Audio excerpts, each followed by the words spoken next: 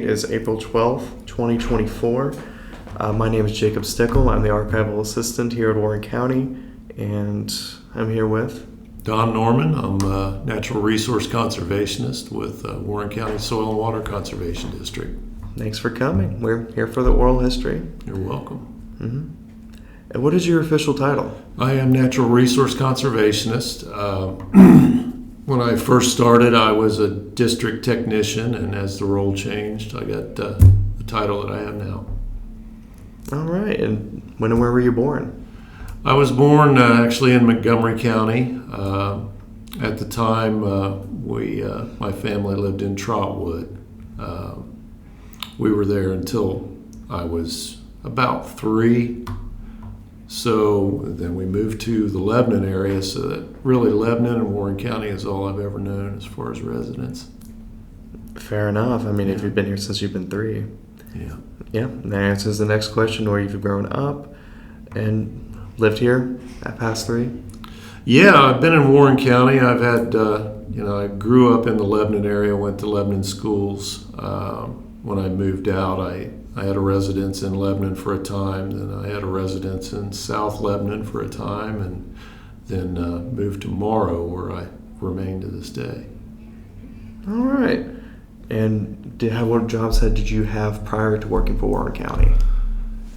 Various. I think when I was in high school, my first kind of punch-a-clock job was at a local restaurant where I actually worked the ice cream counter here at the Village Ice Cream Parlor.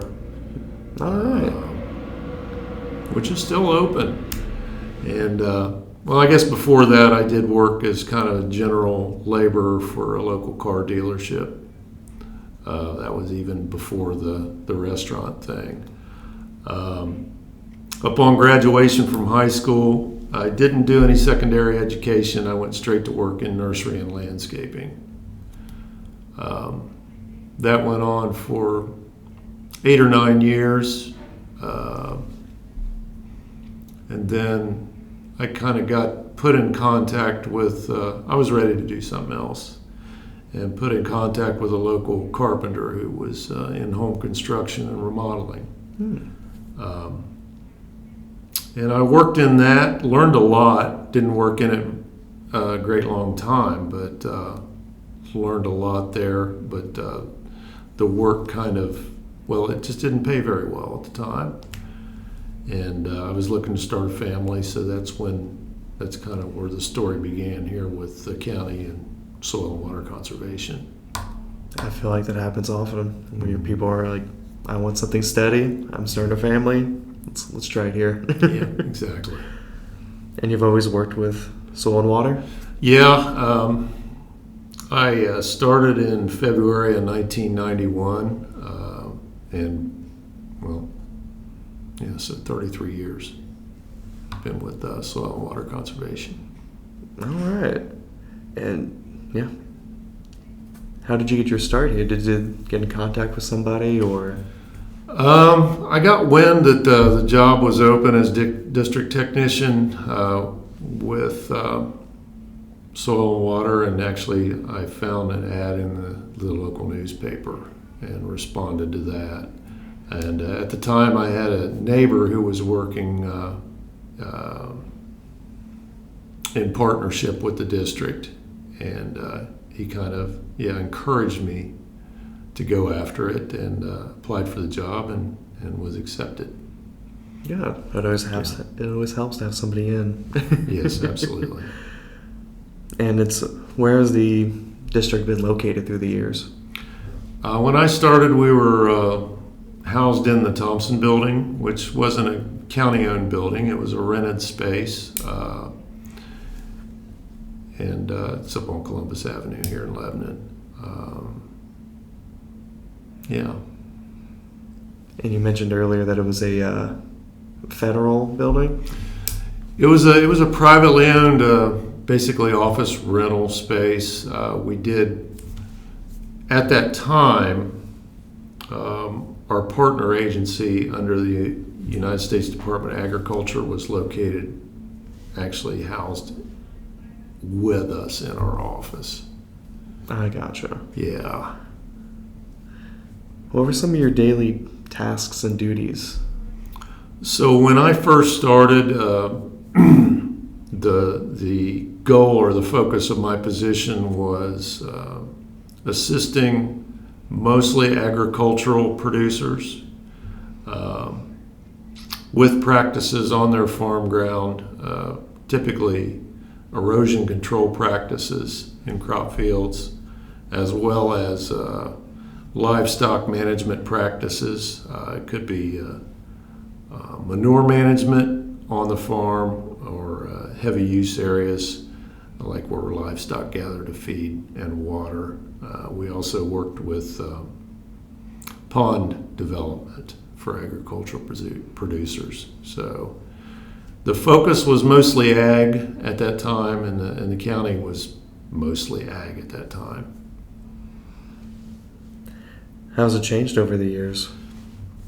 So there's been a great deal of development in Warren County, and not just industrial and commercial, but really mostly residential. So we've gone from a county where the number one economic activity was agricultural production of some sort, to where that's kind of been exceeded by other economic features.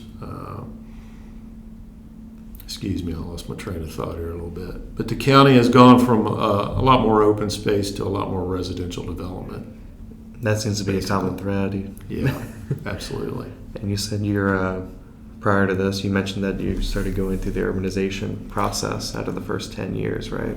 Right. And when I started in 91, Dave McElroy, our district administrator, was kind of in the midst of getting regulations passed for dealing with sediment erosion control on urbanizing areas.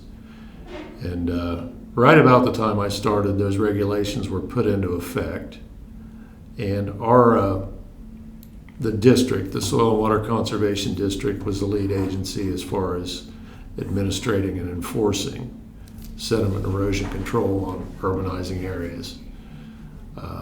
With large areas of earth disturbance, all the vegetation taken off the ground during development for installation of streets, utilities, and preparation for building individual lots.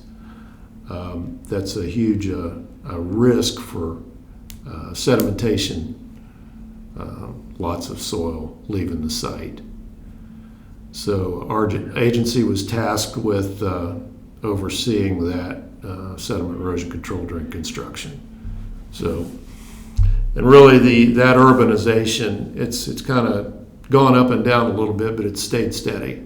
Building's still going on. There's still new subdivisions and residential developments going in. So our program has grown with that. Oh, definitely. I imagine with Mason blowing up as it is, and then, yeah. In the past 10 years, how would you describe your work? As we were talking beforehand, with the influx of residential development, we have more residents. And a lot of it is larger lot development where people have, a lot of room to utilize that land for something or other.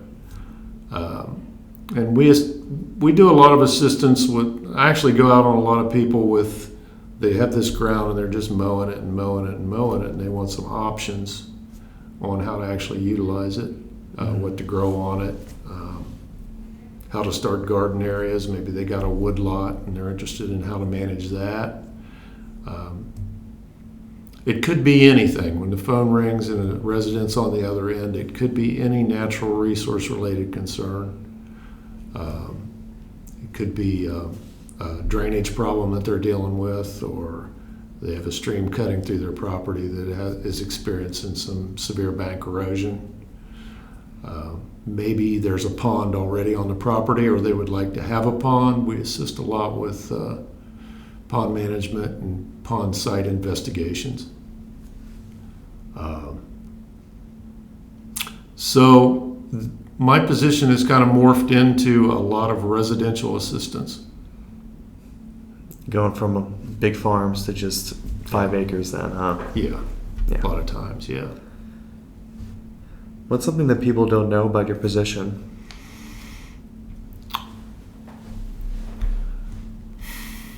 That we are available to any resident of the county for any natural resource concerns that they might have.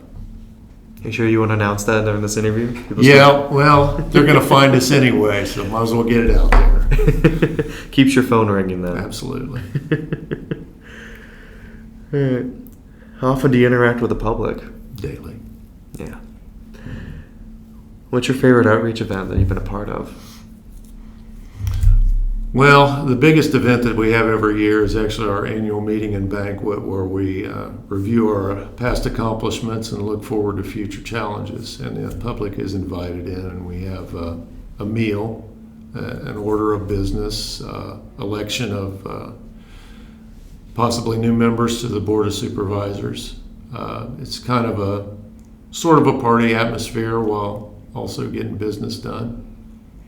So that's the big one, and we try to have various programs throughout the year. We have a conservation breakfast, which has typically been agricultural based, but again with kind of the change in county population, we're trying to gear a lot more programs to more urban and rural residents. So we're agricultural, we're urban, we're rural. We'll answer any needs that is out in the county. Having to separate in different fields then. Yeah. So tell me about a few of the Warren County landowners that you've helped in the past. Some that you won't forget, and why? Well, you don't have to say names if you don't want it. Yeah. It's kind of interesting, and mostly it's always been interesting to me is meeting the agricultural producers, the farmers, because typically they're multi-generational. They have a long, deep history with the county, from hearing them relate stories of how their great-grandfather or their grandfather managed the same plot of land that they are still on. It's really, and you'll appreciate the sense of history with that. Mm-hmm. And just the changes in the way things are done and have been done versus how they've been done in the past. From, especially the older gentlemen and ladies who can remember growing up on the farm and how their grandfather was, still using mules and 2-bottom plows, to where now you have these huge pieces of equipment taking care of 30 rows at a time. Yeah, large combines and absolutely huge difference. So really, my heart's kind of always been with that, but at the same time, you meet a lot of interesting people in other parts of the population as well. Specific names, no. Yeah. I won't do that to you. Yeah. So what is the tree sale exactly, and how has it changed over the past 33 years? So when I first started, our tree sale was, comparatively smaller affair than it is now, but we would get in bare root tree seedlings, just little guys, not much bigger than this pin, usually like 2-year seedlings, and we would bundle those up into like variety packs, where people had pre-ordered. And there might be like maybe 10 or 12 different tree species, spruces and pines and maples and oaks, your typical kind of trees. But over time, that program has expanded, and the way that we do it has changed significantly. But I think at the height, we had like maybe 35 different tree species. So we're trying to give the people what they want. And somebody would come in and they'd say, well, why don't you get this kind of tree or that kind of tree in? So we would remember that, and we would introduce that tree the next year. That's how we ended up with so many different species. At the time, we were just, basically there were bare root seedlings. They came in bare root, and we kept them bare root, and just the difficult part was keeping the roots moist so the tree stayed alive.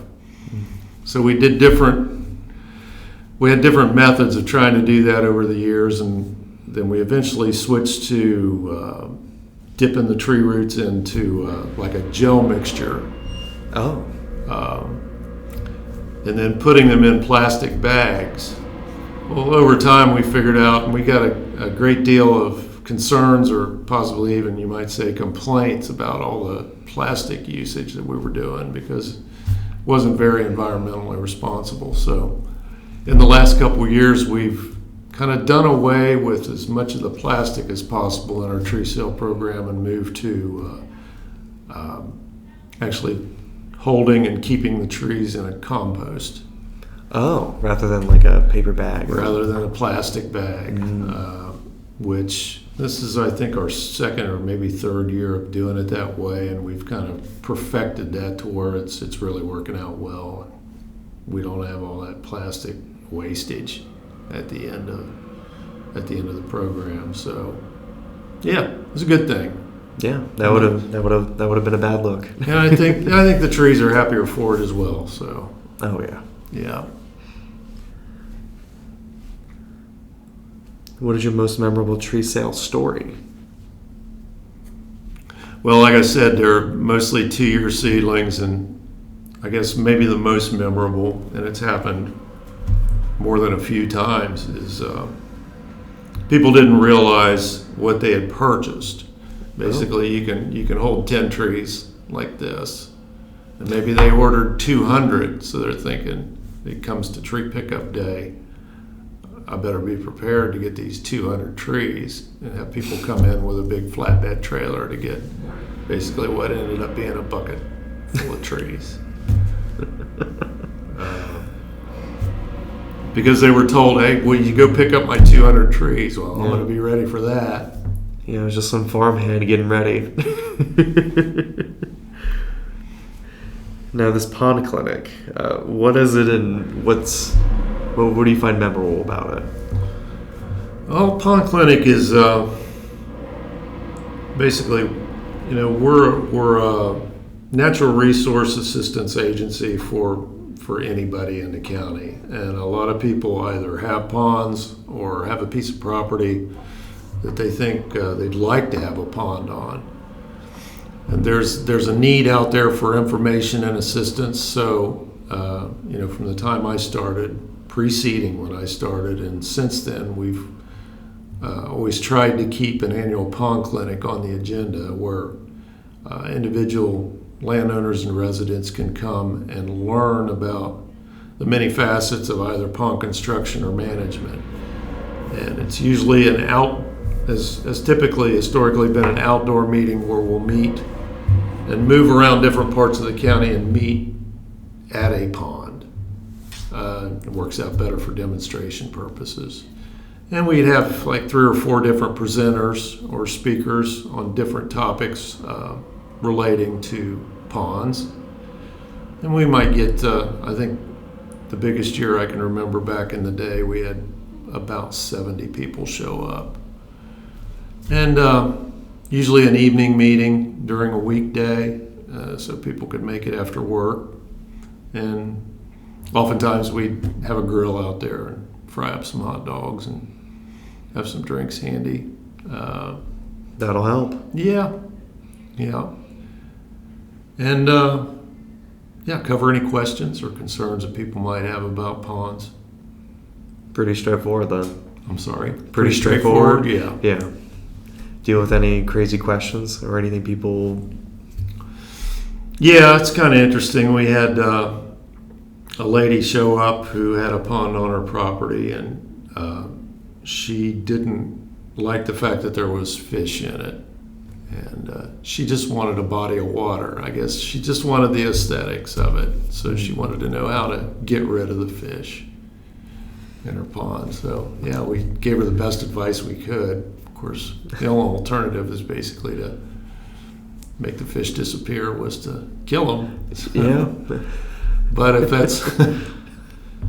that's what she wanted, but mostly it's just normal. How do I take care of problem weeds, algae, cattails, too many geese?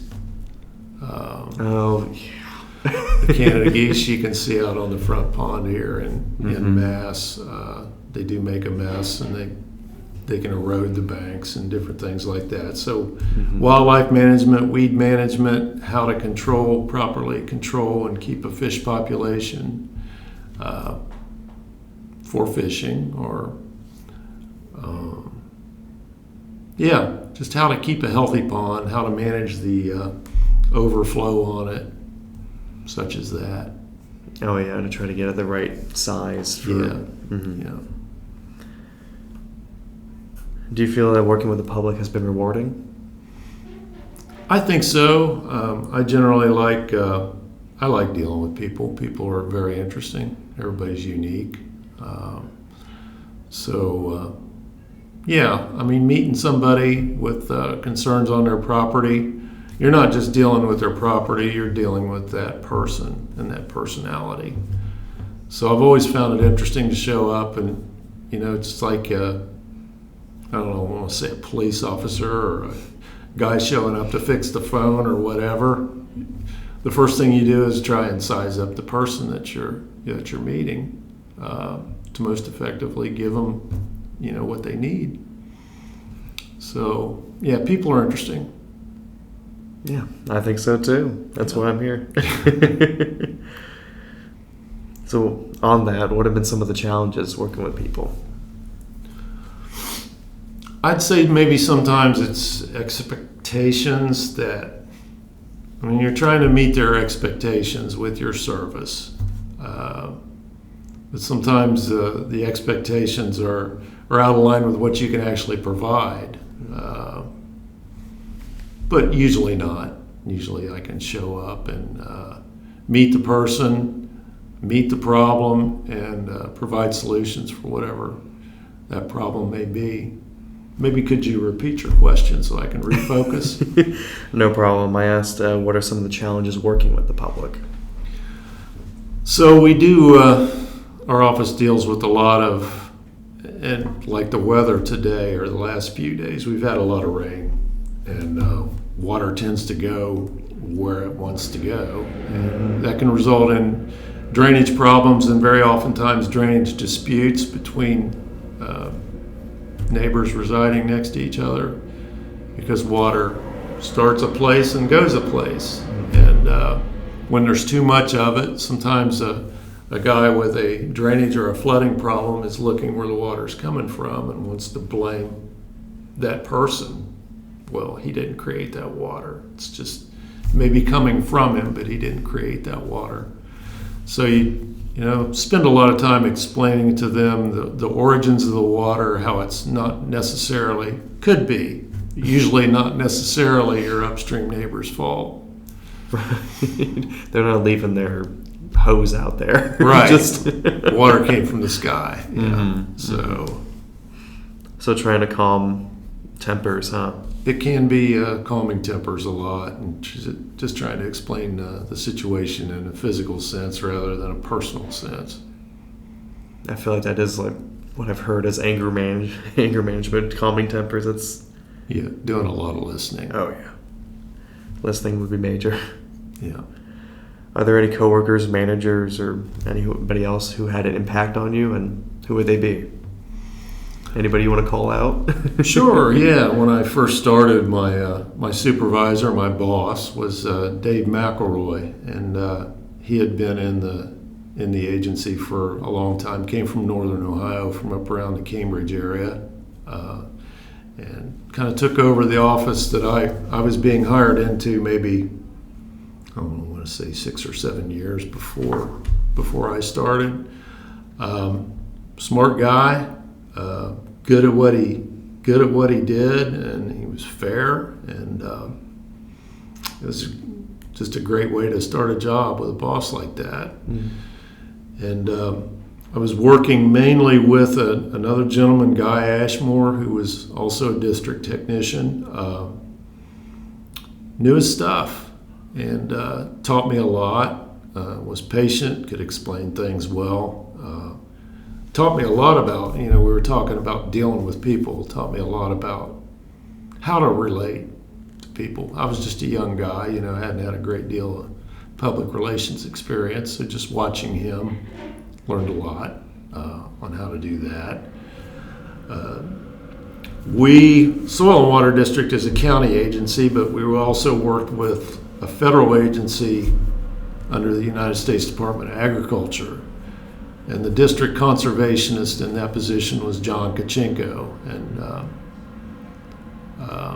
he had been in it longer than any of the other guys. He had been in kind of the business. He oversaw the federal programs where we went out and met the people. He dealt a lot with the contracts and getting everything set up and the funding end of it. He was a great help as well. Just a head full of knowledge and knew his stuff.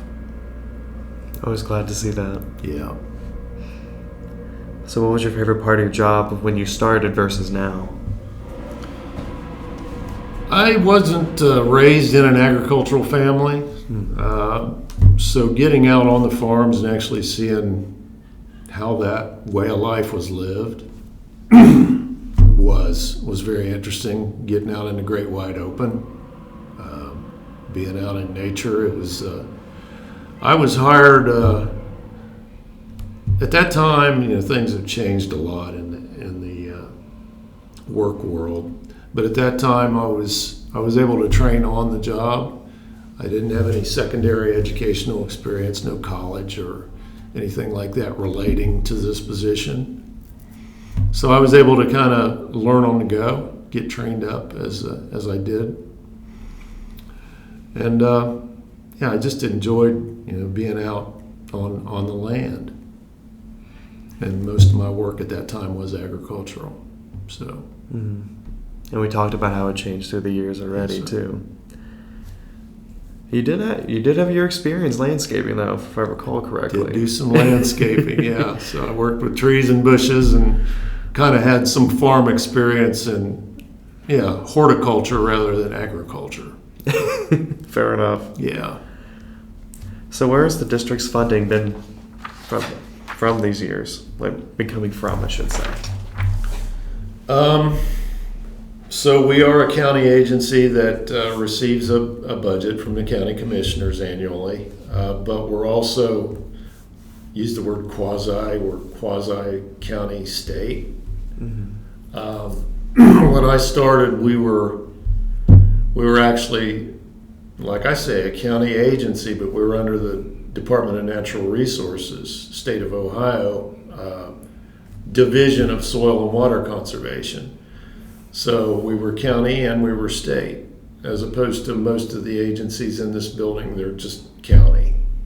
I'm sure there are others that are also affiliated with the state. But we would get our annual funding, our annual budget from the county commissioners, and then we would be matched a percentage by ODNR from the state. And I guess compared to today, we have grown. We've gone from 4 employees to I think now 11. As the needs grew, the office grew.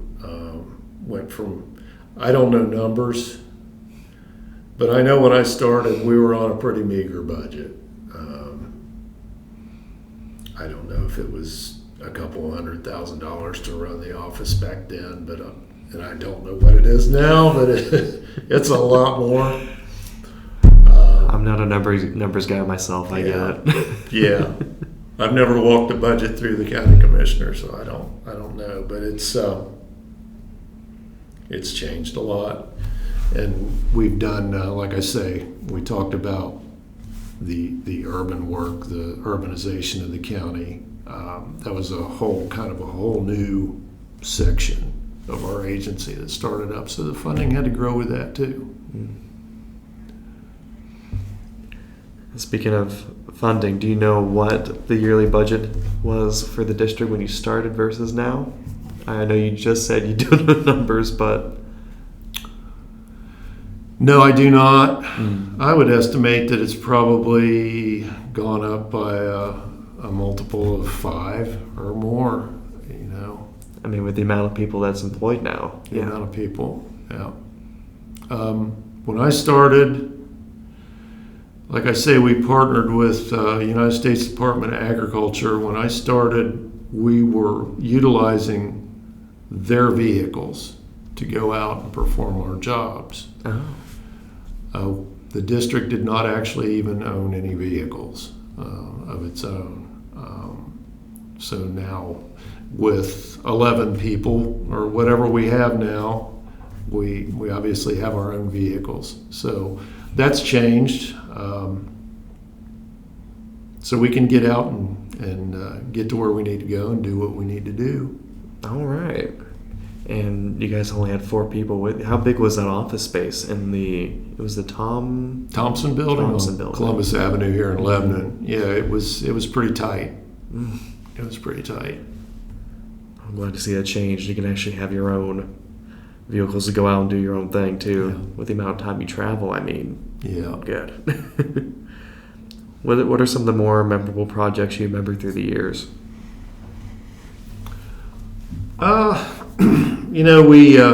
Our focus, like I said when I started, was mostly erosion control on agricultural ground, and that involves a lot of taking what is a gully across a crop field and trying to heal that up by utilizing installation of grassed waterways. And that's to transport the water safely without damaging the crop field. Basically a vegetated strip, which anybody watching this interview, probably a picture comes to mind of driving down the road and looking out in a crop field and seeing a grass strip coming down through it. We would go out, we would survey these gullies, we'd engineer a grass waterway and oversee the construction of it. That was kind of like the bread and butter practice, and still is, on agricultural ground. We would also help livestock farmers with animal waste management mainly, storing properly and utilizing the manure properly as a nutrient on the crop ground. Having to store that and everything, huh? Yeah, yeah. Keep it from becoming a pollutant, keep it a benefit rather than So we've overseen a lot of pond constructions, whether that be in an agricultural setting or a residential setting. We've kind of become known as the go-to place for any questions or advice on how to build or manage a pond. Seen a few of them go in this year and helped with those. Good, and it's always nice to have like a beautification of installing a pond, like what we have over by the administration and health building. Yeah, it's a very pleasing project, with the end result being, a beautiful result. For a bunch of geese. Okay. Goose controls the thing. That's the whole thing too. Yeah. What is something that you're proud of working for the district for the past 30 years? Like I say, any job where you can show up, have a challenge or a problem, however you want to look at it, and offer solutions and see a good result.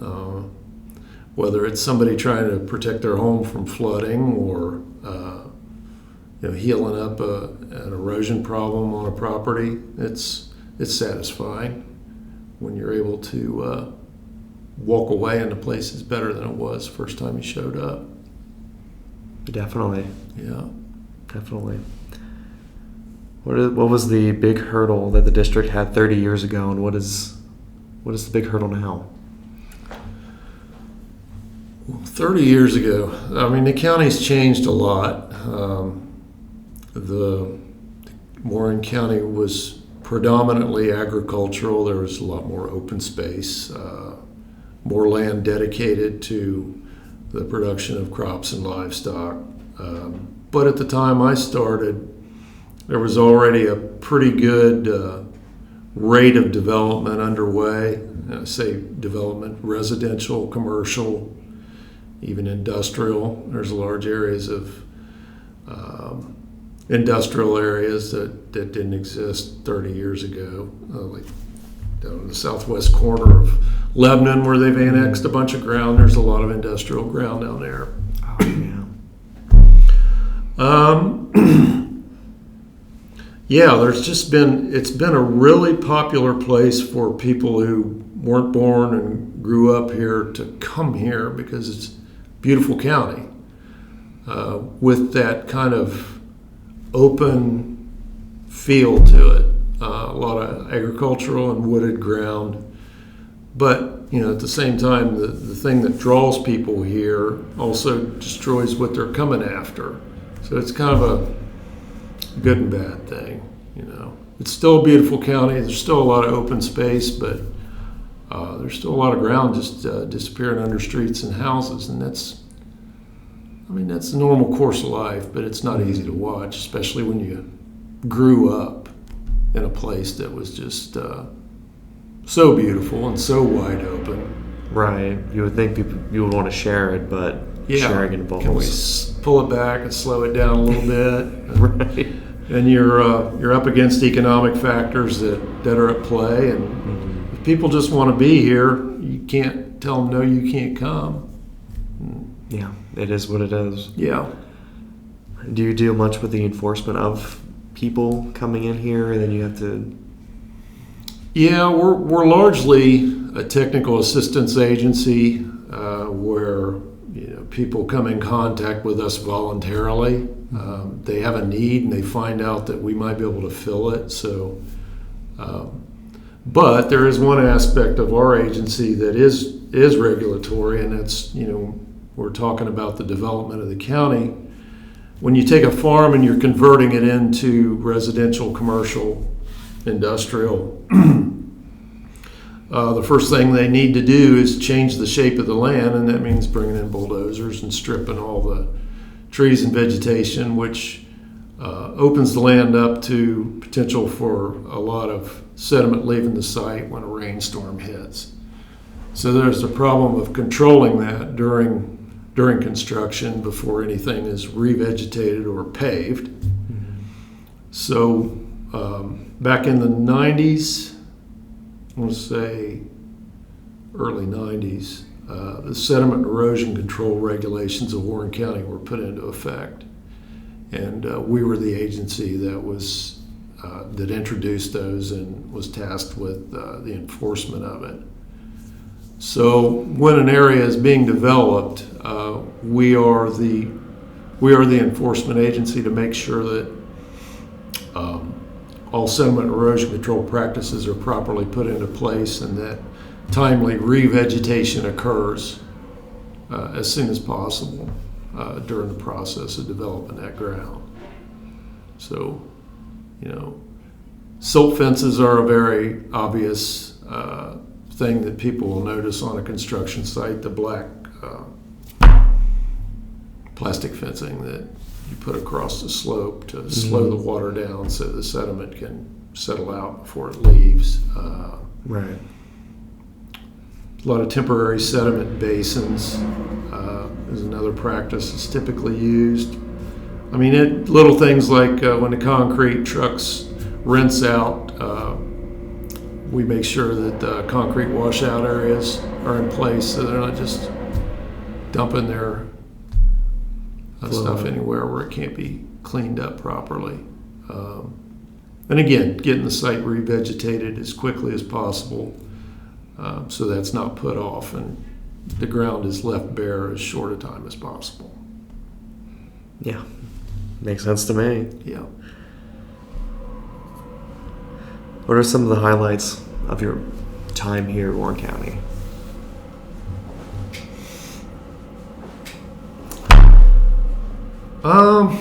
I know it's more of a generic question, isn't it? It's generic, but at the same time, I mean, we're dealing with people. So the highlights are the people. Most people are just pleasure to meet and friendly people, and then there, you have the challenging people. It's human nature. Yeah. Was the question rewarding? Oh, this was what are your highlights with the county? So. Well, I'm not stamping parts on an assembly line, and I have nothing against that. But this job has always been kind of like you keep your own schedule, you map out your own duties with oversight. Obviously, you have an overall goal as an agency, but you kind of got the freedom to work your job to its best benefit. Set your schedule, even to some degree set your own priorities and what you want to get done. Well, that's a highlight. And then just meeting the people. If I'd have kept count, I don't know what the number of people I've met would be, but it's certainly well into the thousands. I believe it if you're out every day. Yeah. So that's a highlight. I mean, people are the highlight. That's good. What was the county like when you started versus now? County general. Well, the number one, we'll say, economic activity was agriculture. I think that's been surpassed by possibly even tourism, maybe bigger than agriculture in Warren County now. I don't know exactly, but just the nature of the county, it's gone from very open, kind of quiet, nothing open on Sunday kind of thing, where there truly were back roads. Now what used to be back roads are ways to get around main roads, which makes them not back roads anymore. Now gravel, not dirt. No. It's just gone from a very quiet, everybody pretty much knows everybody sort of county to jam-packed roads, lots of opportunities to shop. I'm sure, I know it's challenging. It's become challenging for the agricultural producers that remain, having all of a sudden there's 120 house subdivision next to them, and people have maybe unrealistic expectations of what it's like to live next to a farm. Oh yeah. With smells and dust and equipment running all night because you gotta get it done when you gotta get it done. Absolutely. So we've had a lot of instances where we'll get calls from residential folks that don't understand this thing that is farming. So a little bit of diplomacy. Yeah. Ooh. Have to calm them down and saying it's going to be that loud for a minute. It's this season. Yeah, exactly. Grain dryers running all night, or equipment running, either planting or harvesting, animals, and the things that go along with animals. Yep. Did anything significant happen with your time in the county? So we can talk about COVID or 9/11 if you want. Whichever topic you want to address. Yeah, it's kind of hard to differentiate what we went through with those two things. Yeah. As a county versus what we went through as a nation, it's just those two things were so all-encompassing for society. But on a county level, I mean, we had we had the same challenges everybody had. Thankfully, it wasn't as restrictive around here as some places I read and heard about. Mm. I do remember we were, the office, as most were kind of shut down, and we had to very quickly transition. If we wanted to keep getting the work done, we worked from home for, I think, 5 weeks. That's what it sounds like, yeah. So yeah, I mean, we rose to those challenges just like everybody did, but yeah, I worked from home for 4 or 5 weeks and figured out what a Zoom call was and how to work from a cell phone as opposed to my desk at the office. Not even a computer you could use at home? I didn't. Some of the others did. I'm not as technologically savvy as some people, so I just handled things sort of in a more old-fashioned way with the phone, and gathered my typical phone calls and did my scheduling from home. Took a vehicle home, took a district vehicle home, and left, hit the road in the morning, and went out and met the people who were still concerned about the things that... The more things change, right? Yeah.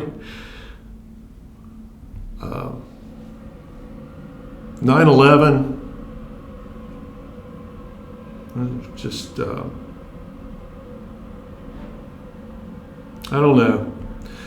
I think people's focuses and what really matters changed a lot during that time. A lot of that was just temporary.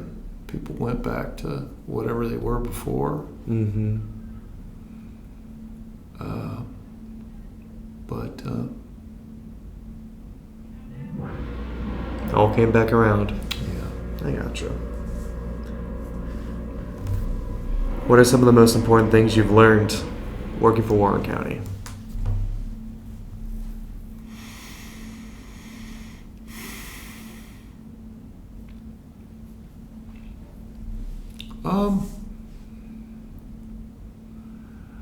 I didn't, like a lot of people, when I started this job, I had no idea that there was such a place as soil and water conservation or what they did. Mm-hmm. And it's kind of a unique agency in that, well, people just didn't know we existed so much back when I started. Of course, the internet was not prevalent. Nobody had the internet. And as the internet developed, we became a lot more reachable. And people learned about us, and they're like, wow, you guys help with that? And, basically our funding comes through tax dollars as most county agencies, but we don't charge a fee when we show up. And that would surprise a lot of people. I'm like, well, you already paid for it. Anybody trying to give you a tip? Yeah. Yeah, I've never accepted any, but yeah, people, you sure I can't give you something? Or, yeah. Of course. We would do shred days here, and people try to give us tips, and... Yeah. No. Right. No, I'm good, thank you. But, yeah, a lot of people who, it's nice to be able to show up and supply a service, and people are happy enough that they actually do want to tip you. I mean, that's great when it happens. But, no, never been tipped. Good, because that would have been really awkward if... I'm kidding. Been offered back for a beer a few times, but I never accepted that either. So, yeah. Hey, that'll happen. You public servants, they're like, hey, what advice do you want to give to current Warren County employees?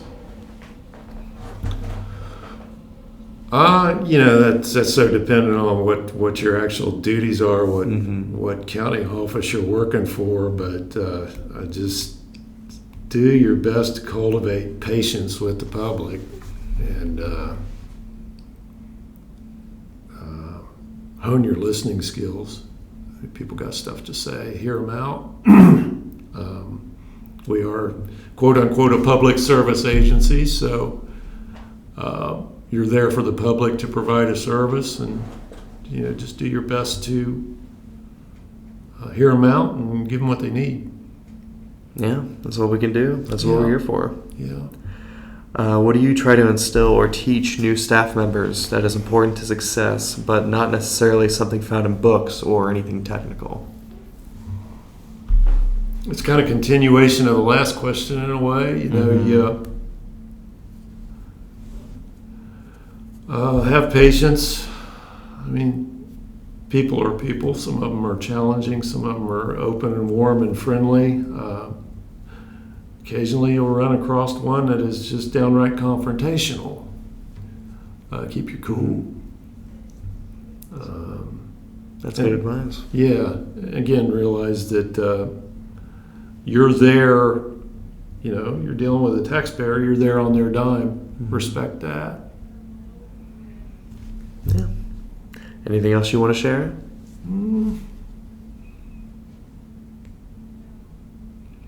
Well, it's kind of like I was talking about pre-internet. Mm-hmm. I had no idea, and most people had no idea that we existed or anything that we did. Well, I didn't know you guys existed in the way that you do and the cool stuff that you do. Fair enough, yeah. And I'd like to take advantage of all the hard work you guys have done and see some of this stuff like this interview. Check out some other interviews and see what's going on. Hey, we would appreciate that. Recently we talked to a woman who was 109 just last January. Wow. Pretty nuts. I'd love to get a hold of some of the people you told us about too. Yeah. Some of the generational farmers. Would be fantastic for them to come and talk to us. Love to see what comes out of that. Mm-hmm. All right. Well, thank you for coming along, and is there anything else you'd like to add, or? It's more talking than I've done in ages. Fair enough. I've kept you long enough, and All right. this concludes the interview. Thank you, Jacob.